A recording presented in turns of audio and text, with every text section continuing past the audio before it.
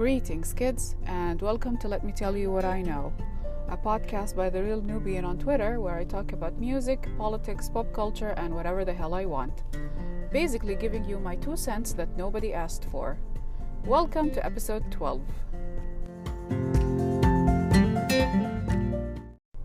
Okay, I hope you guys missed me because it's been a while. The last time I uploaded an episode was on the 30th of January. With the sarcastic sloth, and thank you so much for the support and the love that this episode received. Angela, I'm talking to you. So happy Black History Month. Let's consider it my earned vacation as a black person that I haven't uploaded for 23 days, when I actually promised myself that I would try to upload an episode every week in 2021. But sometimes life happens and you find yourself with no energy or motivation or time, and occasionally the three combined. So right now I have time, energy, motivation, a new microphone that I partially broke, but it's still usable. So I hope the sound quality is better, especially when I collab with other people, because then my arm, when it gets tired and I drop my phone, that won't be an excuse anymore. And I have material, because a couple of weeks ago I asked you guys on Twitter to give me questions for a Q&A, since I have no material on my own. So let's get right into it. I wrote down the questions I got and categorized them according to the people who asked. So we start with my good Judy, as Peter Mon would say, and she would recognize this reference. Miss T Police. I love her. She's been a great, wonderful supporter of the podcast since episode 1. And she retweets every post. I love her. And she asked a few questions that I truly appreciate, because it's something that I don't talk about on Twitter much. And people who don't really know me that well don't know that about me. I plan my life on paper, and I'm an avid planner user. And for the you might get surprised that there's actually a planner community on YouTube and Instagram, where people share their love of paper planners, notebooks, stationery, stickers. Yes, we are grown people who love stickers.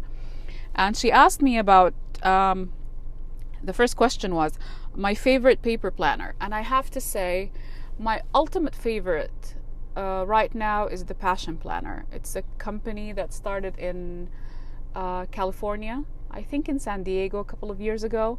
Not sponsored, but it would be great if they sponsor me. Where they started creating planners for college students. I love it.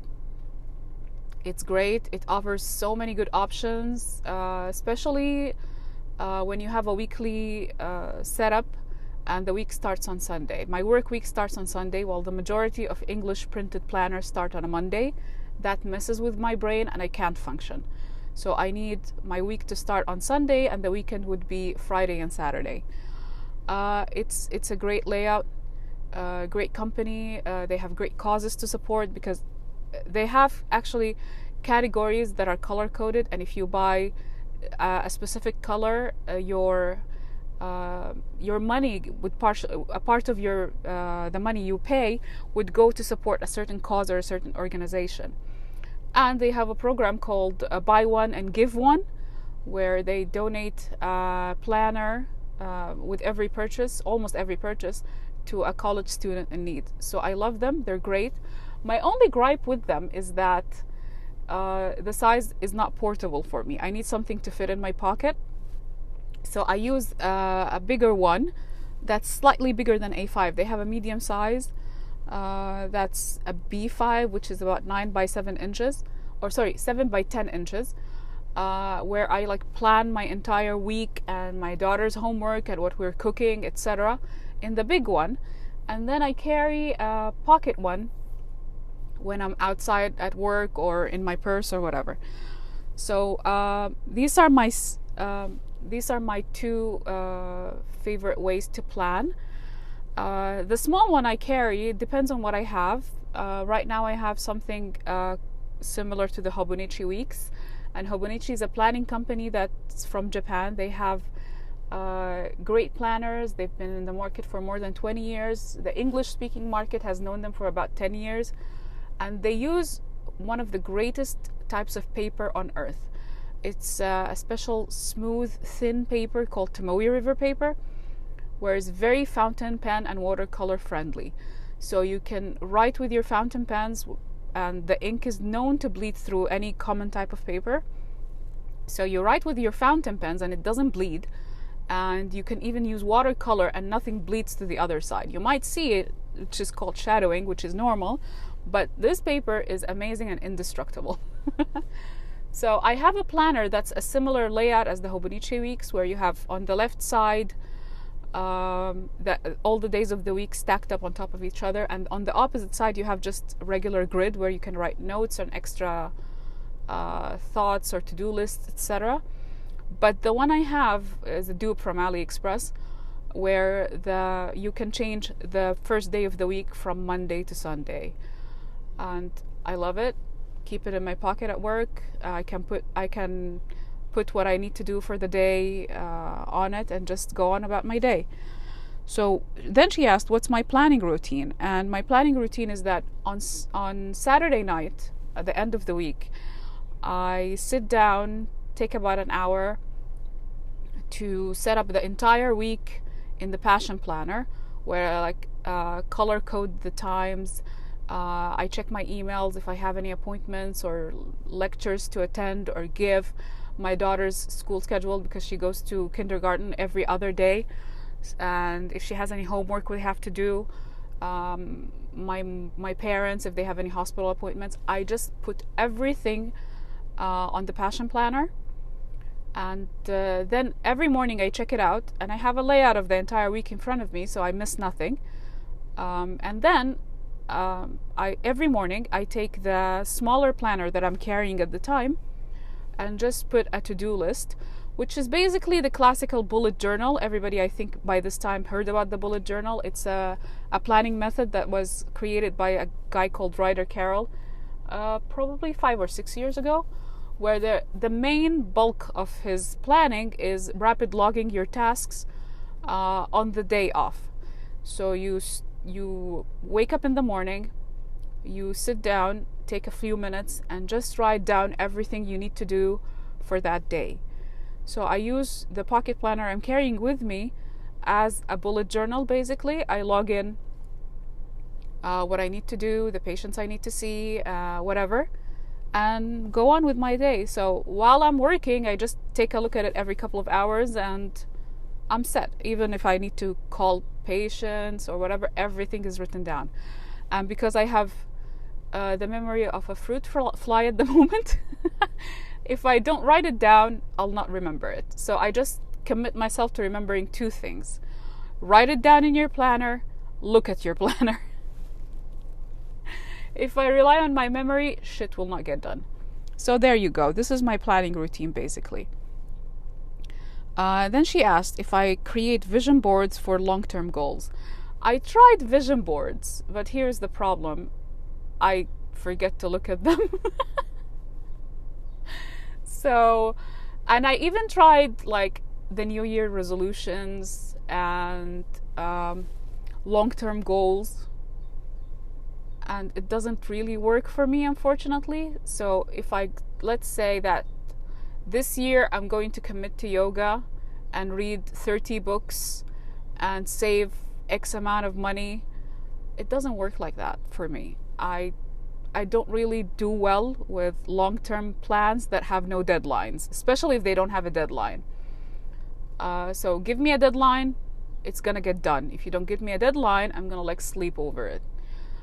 So when it comes to long-term goals, I set myself a deadline, and at this stage of my life, I don't really have big long-term goals. I have tasks that I finish, commitments to other people that I have to do. So it's not real personal goals at the moment. what I do with goals is that I shift them into small actionable steps that I can implement in my daily life, and this way I can actually achieve a long-term goal without setting myself up for failure. So let's say that I want to read an X amount of books. I would set up a goal on Goodreads, for example, but I know that I might not be able to do it. But if I set myself to read for like half an hour every day, then I'm achieving something without committing to a goal that's not achievable or not realistic or whatever. So small steps basically is what I do instead of a vision board or a long-term goal or New Year resolutions, etc. I hope that made sense. I feel like I rambled, but that's fine. Rambling is great. I waffled on about, like Saki Sloth would say. So that's what I do with long-term goals. I just alter them into daily habits or small steps or short-term goals, like for example something that I should do by the end of the month or after a quarter. But if you tell me like by the end of the year you should do X and Y and Z, no. And if you tell me that like, okay, by the end of the year I should save X amount of money, I can't do that. But I set aside a part of my paycheck for a savings account, for example, and that's a more reliable and easier way to achieve what you want to achieve, basically. Yeah, so basically that's the lazy girl guide to achieving long-term goals. Okay, I hope that helped. So the next question: what helps you stay grounded when life is hectic? Sleeping. Sleeping and journaling. If I feel overwhelmed by an event or something that's happening, I just try to get as much sleep as I can. And then I feel like my brain recalibrates while I'm sleeping, which is not scientific at all, but it's just how I feel. Don't quote me on that. But I wake up feeling a little better and more capable of handling what's happening around me. Another thing that keeps me grounded is journaling. Journaling saved me a lot of grief in the past few years, because if you sit down and write down what's bothering you, especially if you do that the moment you wake up in the morning, which is called morning pages, it can help with a lot of people, because you just get what's your brain on paper, and while you're writing you're actually seeing your thoughts and you're able to process them. Sometimes you're able to process them from like an outsider perspective, and then you start figuring out what you need to do. Sometimes solutions come to you, and you're able to, let's say, process your feelings, I guess, and realize that what was overwhelming you or what you felt that was too much is not actually as bad as you thought it was. So these two things help me out a lot. I sleep on something and then wake up and journal about it. And that's been my go-to for the past few years. It helped ground me a lot and helped me become more mindful of my feelings. A lot of people think mindfulness is mumbo jumbo, and a lot of that it is. But sometimes, especially if you don't have a hindering factor like mental illness or depression or anxiety, journaling does help calm you down and make you more mindful of your feelings. While I wouldn't claim knowledge, but I'm not sure if this would be a viable option for a neurodivergent person or someone who's struggling with some sort of mental illness. But I guess therapists would be more versed in answering this question than myself. So yeah, that was the Tea Police segment. Okay, the next question came from, actually two questions came from my girl Saya, and she asked me the first question, if the world gets to have one superhero, who would it be? And then she gave me three options: Captain America, the Hulk, or Iron Man. And I'm sorry, my girl, none of those If I was really pressed, I would choose Captain America because I'm more impressed by his moral compass. But if I get to choose, I think my favorite would be Doctor Strange. Doctor Strange would be the hero we all need and want. And by we all, I mean myself. And then she asked, Twitter user that was exceptionally stupid. And this question, I laughed when she asked me this question because she knows that this would take me hours to answer because there isn't a single one that was exceptionally irritating. You get to meet all kinds of people on Twitter, and some of them, I hate to say the word stupid, but they view the world in a different way, or they are deeply attached to their ignorance or biases, and no matter how you try to explain your position, they will still not hear it. My gripe in life are the following groups: racists, especially people who deny their privilege. Yes, white privilege. Happy Black History Month. Get on that. And men rights activists, anti-feminists. Who else? Homophobes, transphobes, especially transphobes. Transphobes really get on my nerve because of all the pseudoscience that they try to push on people just to justify their bigotry. And the TERFs get on my nerves the most out of all transphobes. You're trying to what's the word? What's the best word? Appropriate feminism to justify bigotry against trans women and trans men, while using the same arguments that misogynists use against women. And you're in this circle of accusing trans people and their allies of misogyny while using the same misogynistic rhetoric that put women in a box for centuries, and we're just trying to get out of it. So you're not the smart person you think you are, even if you have a PhD attached to your name. Okay? Thank you. Goodbye. So yeah, I hope that answered your question, Saya. And next comes my good Judy, Tanisha. And she asked, if not a doctor, which profession would you be?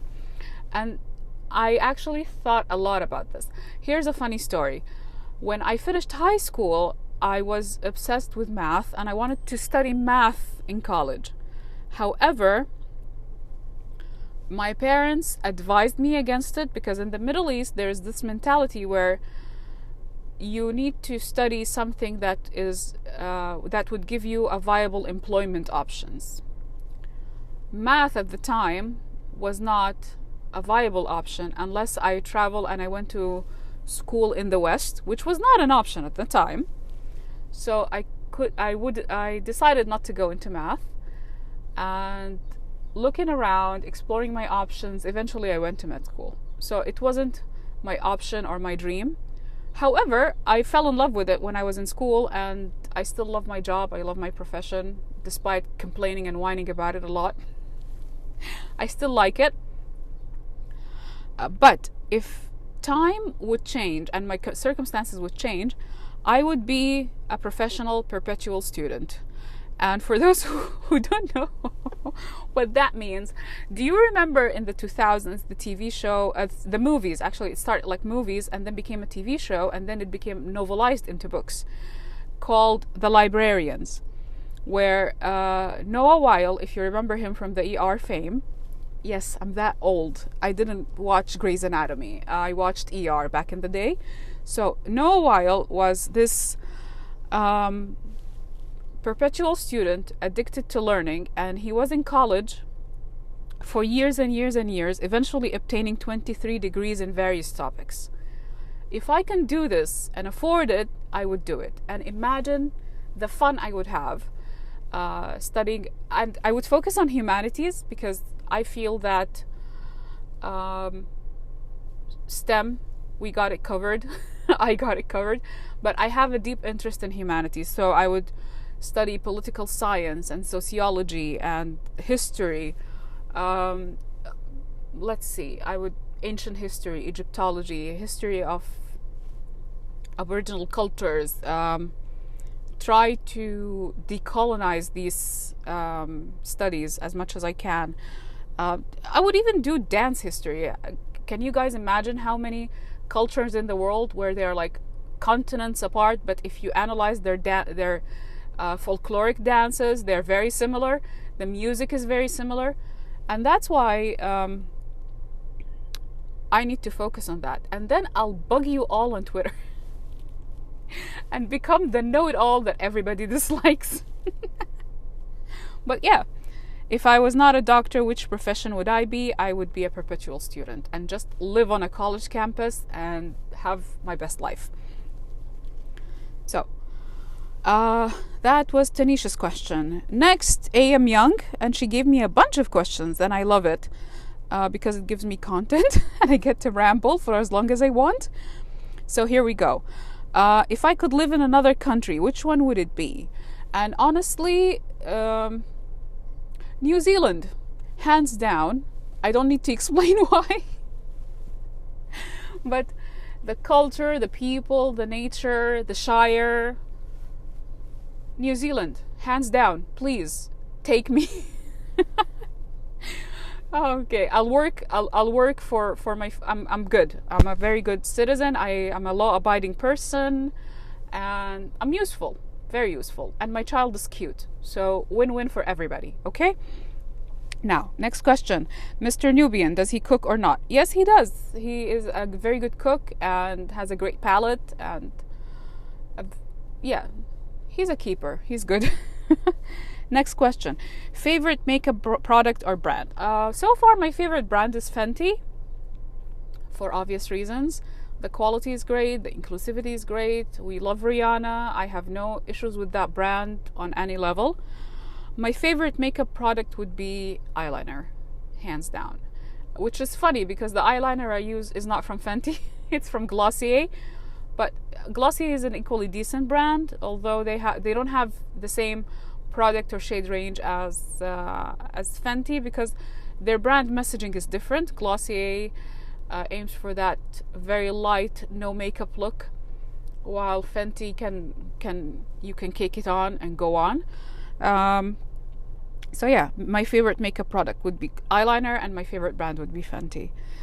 Next question, underappreciated favorite artist or genre? And oh boy, that opened that opened a can of worms for me, because I can never decide my favorite artist, because I'm such a Libra and stuff.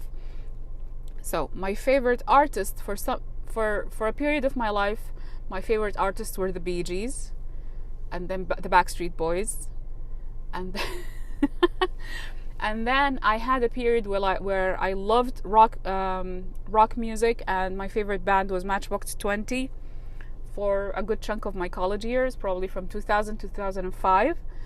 And then that opened the door to listening to rock music, and I started listening to the Rolling Stones and the Beatles. Who else? Yeah, those were my favorite artists. And of course, pop music and R&B, Beyonce, Kelly Rowland. I'm a big fan of Kelly Rowland. She's so underrated and underappreciated.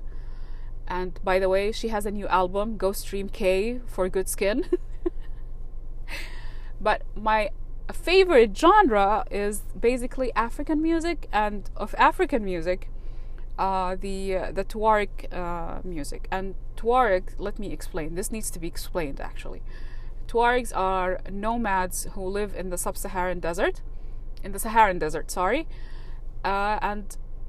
they their lands actually extend between 4 countries: Mauritania, Mali, Niger, and Algeria, and some of them live in Morocco as well.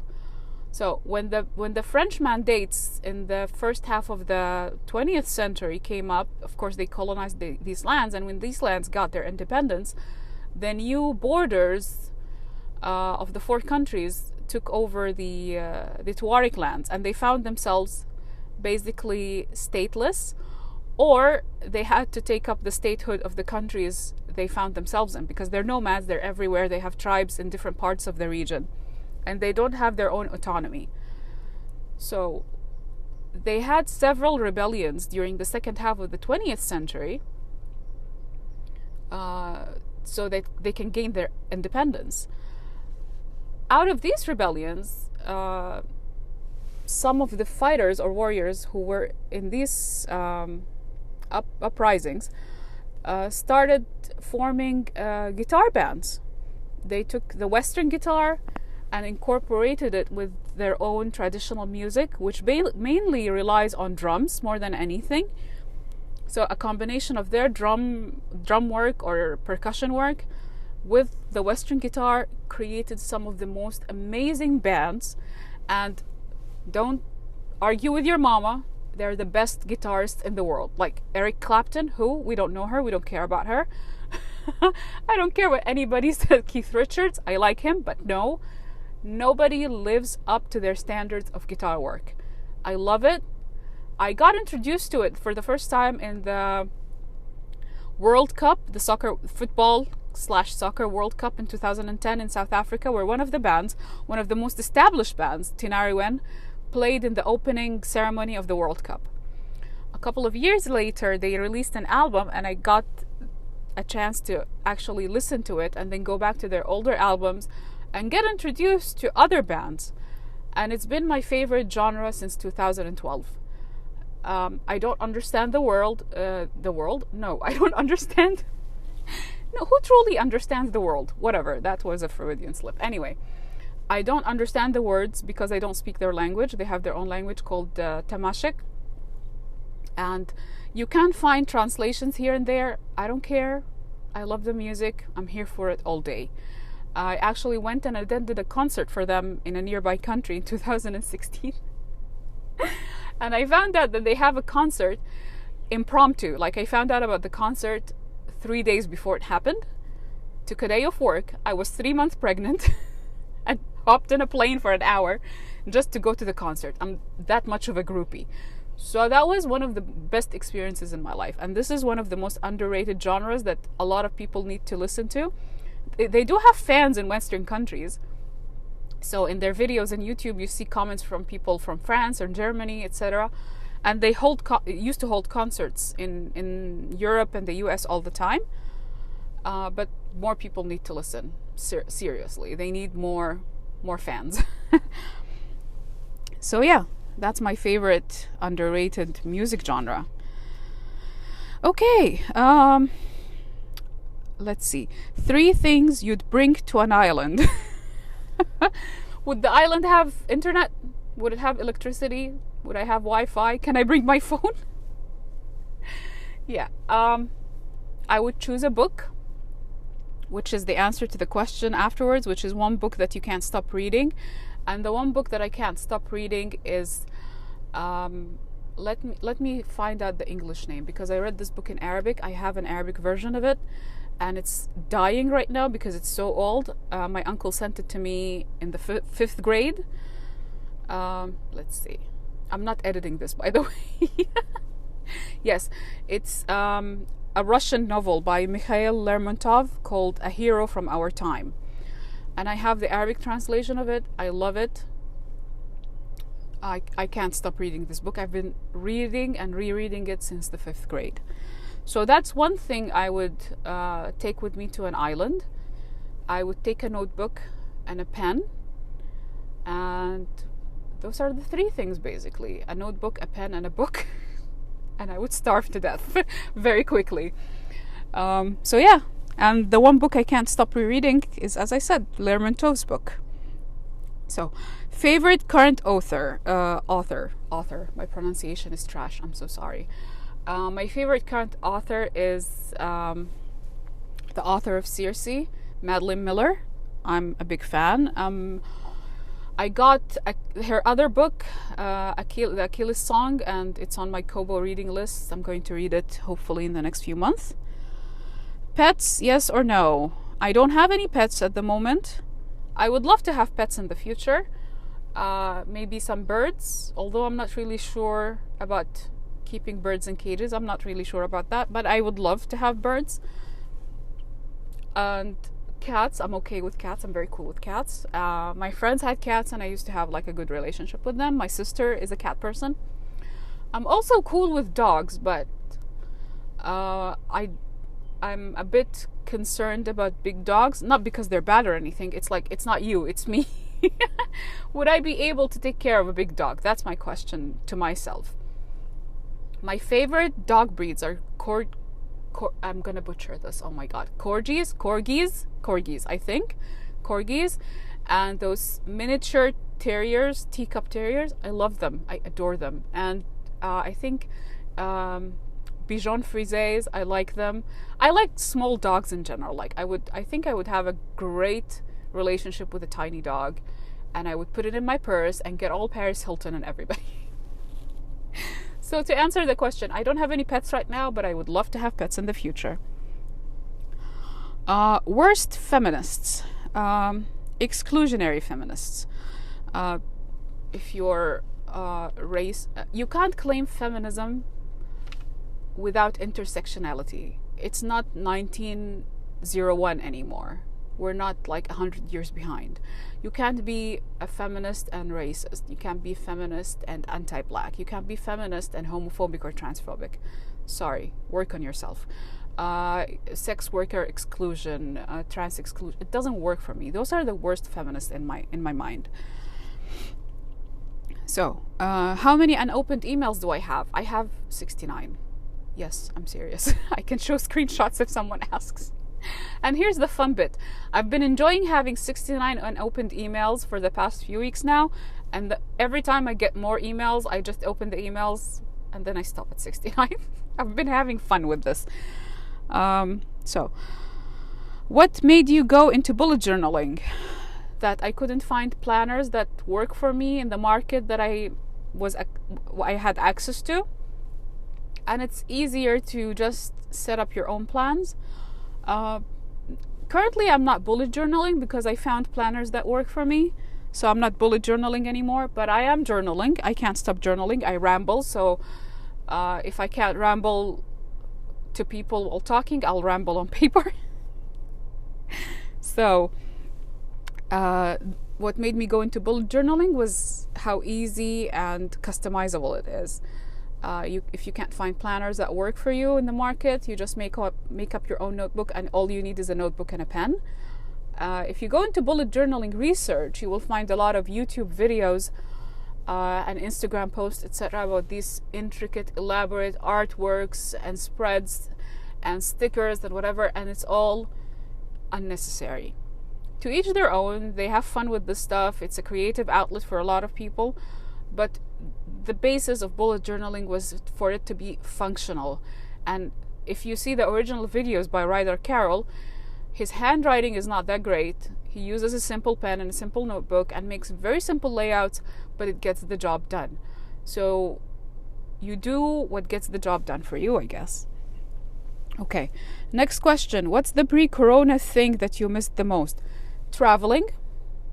I miss traveling. I used to travel every summer, and sometimes multiple times a year if I have work.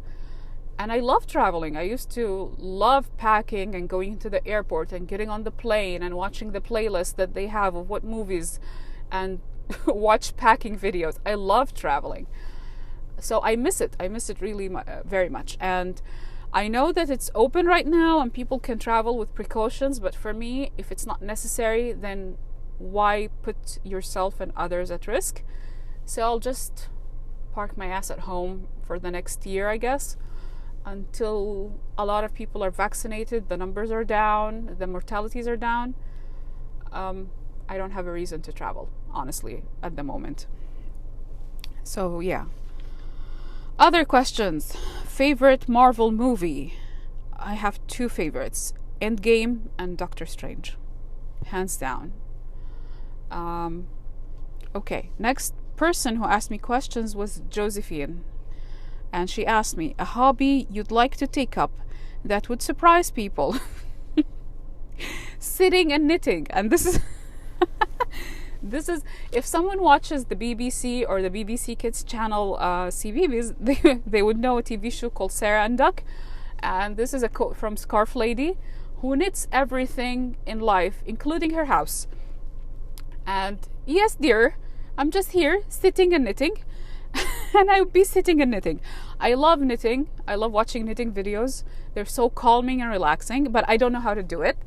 Moxie can teach me one day. But I know how to crochet. Crochet. Again, my pronunciation is horrible. I'm so sorry. Anyway, I love crocheting. I can do it. I learned how to do it in high school. And I actually sat down and crocheted a blanket for my daughter when I was pregnant. And I used it for like the first 3 months of her life. And then she grew out of it because I got lazy and I didn't make it big enough, I guess. But it was good enough for her to be wrapped around it when she got out of the hospital. So that was nice. And it's a good memory. We still have it. So yeah, crocheting and knitting and doing cute stuff. Ninja does cute stuff. A couple of friends on Twitter do cute stuff. And it's like, would be nice to like knit or crochet toys for kids and stuff like that. I would love that. That would be great. So yes. Next question. I have a set of questions from the Sarcastic Sloth. And his first question was, who's your hero? And I would love to say Nelson Mandela, Malcolm X, and Martin Luther King, etc., and all these wonderful answers. But my actual hero is the South African athlete Caster Semenya. She's a middle distance runner. Her first name is Mukagdi, which means the guider or peacemaker, and I adore this woman. She's a champ. She's a great athlete, and she had to tolerate a combination of discrimination from the sports community because her numbers apparently were not acceptable for a woman to have, and some people raised questions about her gender and accused her of being transgender and hiding her transition. So she had to be subjected to sex testing, hormone testing, and she's assigned female at birth. She identifies as a woman, yet she had to be subjected to extensive testing, and she was found to be intersex with slightly higher levels of testosterone, and that caused an uproar. And the way this lady handled the scrutiny, the testing, the discrimination, the racism, unparalleled. I strongly admire her. She recently stopped running, and although she won a ton of gold medals, her resume is very impressive, and she joined a football team. So we'll see how she does with that, and I wish her the best. She's my hero because a lot of people handle adversity, and the way she handled adversity and scrutiny was just so admirable to me. And they did their best to hinder her and bring her down, and she wouldn't let them. She continued to be great. She's a great example for women, for people with different sex expression, for the LGBTQ community, because she's a lesbian. She's married to another lady. She's a great example and a wonderful person, and I strongly admire her. Okay, what's my biggest fear? My biggest fear. I have so many big fears. I have a big fear of failure because I was raised by a tough mother. I was always scared of being embarrassed publicly. My other biggest fear is spiders. I'm really scared of spiders. Hands down. Okay, favorite thing about my career, helping people, which is such a cliched answer, but truly, this career has no redeeming qualities innately to it, especially if you're in a place where you don't get paid well. So I do get paid well. I'm very grateful for the place I work at. I feel very privileged, but no amount of money would compensate a person for the time, energy, and effort, whether it's physical effort or emotional effort that you put into this job. And if you don't feel satisfied with the idea that you're helping people, it's not worth it, and it leads to burnout, lashing out on people. It's not pleasant unless you truly enjoy the altruistic part of it. That doesn't mean that people in healthcare should not be compensated.